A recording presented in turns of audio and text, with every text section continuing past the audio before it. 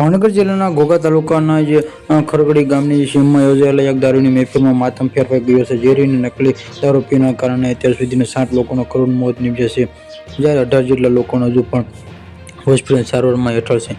Party જેમાંથી ફેરવાયેલા માતમમાં સૌથી ચોંકાવવાની વાત છે કે પોલીસની ભરતી સિલેક્શન થયેલા વિશ્વરાજસિંહ ગોહિલ નામની એક યુવકે પોતાના મિત્રને ખુશી મનાવવા માટે પાર્ટી આપી હતી, જેમાં મિથેનોલ યુક્ત ઝેરી દારૂ પીવાથી આ મોટી દુર્ઘટના ઘટી છે. ઘટના સામે આવતા જ જિલ્લામાં પોલીસ વડામાં નીતિશ પાંડેના દ્વારા કડક પગલાં લેવામાં આવ્યા છે. ફરજ બજાવતી બેદરકારી બદલ વર્તેજ પોલીસ પથકમાં બીટ માવદા અને 3 રી સ્ટાફ કર્મચારીઓ સહિત કુલ 4 પોલીસકર્મીઓ તાત્કાલિક અસરે સસ્પેન્ડ કરી દેવામાં આવ્યા છે.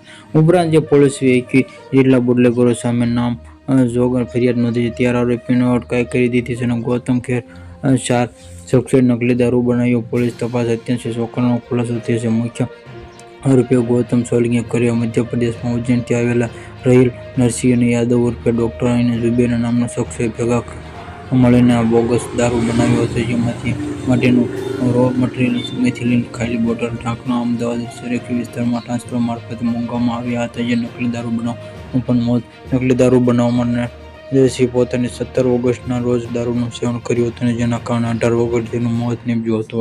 આરોપી ગૌતમે આ પહેલા 51 પાર્ટી ડુપ્લિકેટ દારૂ બનાવીને વેચ્યા હોવાનું સામે આવ્યું છે.